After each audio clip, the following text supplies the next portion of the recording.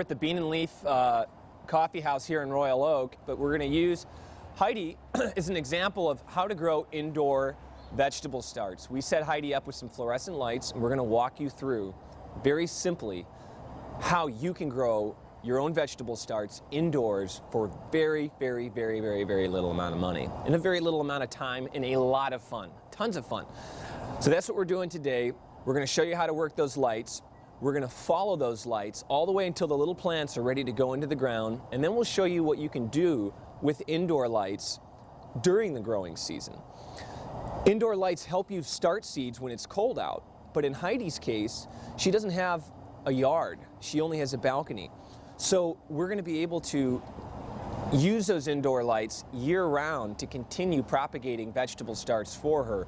When her lettuces run out or her spinach runs out, we can start a new crop, get it going, get it put in. How much time in a day do you think you have to take care of plants like this? Minutes. Minutes. Heidi only has minutes in a day to take care of this, so we need to keep it under 5 minutes. That'd be great.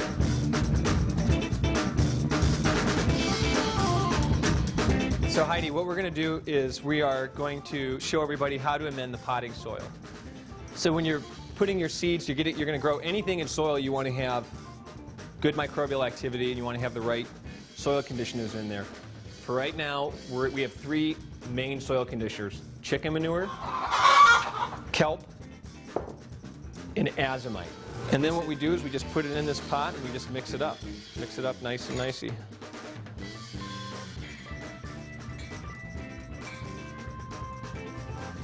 If you put your seeds in super dry soil and then you water, the seeds go all over the place. So what we're going to do is we're going to pre-moisten this tray. It doesn't have to be soaking wet, but we do want it moist. Just do it over your sink. Get a good little bit of moisture going in here, and it takes sometimes a few minutes for the water to absorb into this highly, highly, highly super dry soil.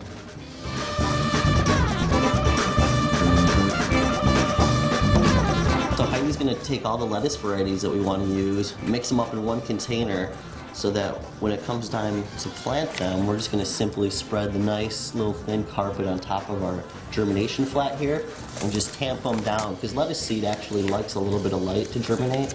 So once you get it tamped down, put a little bit of water on there, they'll all sprout together and create a carpet over this. Like I said, my favorite part of the day is dinner time. It's kind of old school around here. When it comes to mealtime, we sit down and we give thanks, and we eat at the table and no TV on, so it's important, the whole process. You don't have a TV in this entire house, do you? We do have a small TV. It's in the closet. We're closet TV watchers. Are you afraid that you might not be able to keep up on certain current events in TV, like American Idol or anything like that? No, I have no fear of that. Your friends or anything? I have no fear of that. Actually, right now I'm reading Willie Nelson's book, and it's so entertaining. I couldn't put it down. So you don't know who America's Next Top Model is?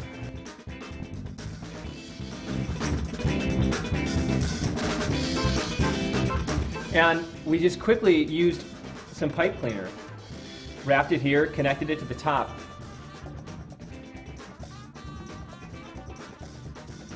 Okay, so what we did with the pipe cleaner is we just created a little hook that you see right here. That lets us very simply to hook the pipe cleaner into the fluorescent light. There is no little latch that makes it easy. So by making this hook, we just simply put it in, hook it through, pull it up, and then twist it. Really, really easy. Really easy to untwist. Boom, there it is. Secure, tight. That's how you do it. And what's great about the pipe cleaner is that as your plants start growing, you need to start lifting your light up. Really simply, just unwind it and make the light shorter. It's going to be that easy.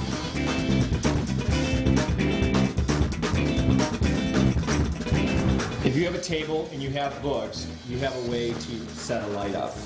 You can stack the books on top of each other, and that becomes the way that you control how high the light is from your tray.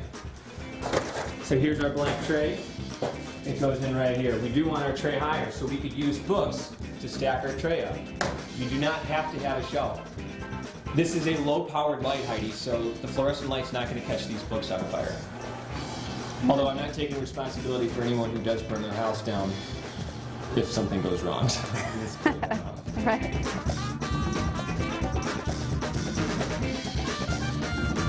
Call your friends, call your neighbors, call your family, find out somebody you know has fluorescent lights they're not using. If for some reason that's not true, you can go on Craigslist, freecycle.org, and you can find fluorescent lights for absolutely very, very, very inexpensive. And you can use the standard bulb. You do not have to have grow bulbs on it. If you want to spend the money and do that, you can do that. And as you can see, some of the tray comes outside where the lights are. So throughout the day, once a day, you check your plants, make sure that they are moist, and then you can just do that. Just push it right under the light. So all day today, we can grow them like this. Tomorrow morning, Heidi, when you wake up, just pull the tray forward. And how many hours now did you say lights keep you on? When I grow seeds indoors, I leave them on for about 7 hours or more. The more light that you have on it, the quicker that they're going to pop.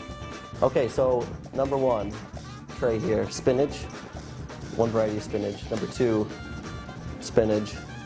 3, salad mix. 4, salad mix. All planted on the 23rd.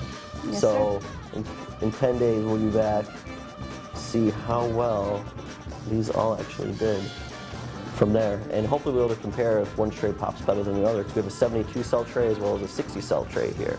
So that provides a little more room, a little less watering, and maybe they'll provide a difference for Heidi's maintenance of these guys here. Hopefully so, hopefully find the best fit. Right on. All right. Thank you much. No problem, thank you you. much. So it took us about 15 minutes to get this whole thing set up.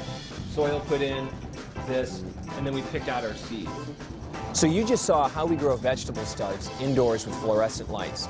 Now, go out, find some fluorescent lights like we showed you, get some vegetable starts going, get your balcony garden set up. If you have questions for us about what we did, how we did it, if you want some additional support, get onto our forum and ask us questions. It's easy, we're here for you. So we want you to go out and grow vegetable starts. We're going to show you in future segments on the indoor light section what goes on when the plants start growing, how we lift the lights. Maybe she's going to run into some issues, maybe she won't. Whatever happens, you're going to get to see it. All right, check you soon.